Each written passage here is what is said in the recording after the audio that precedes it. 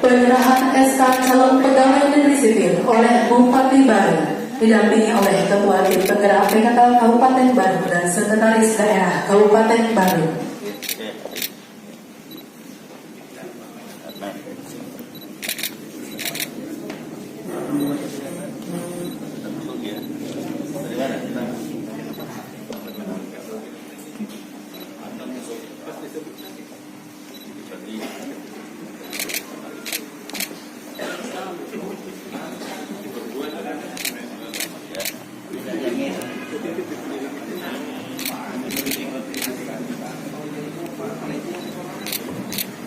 Jadi lihat.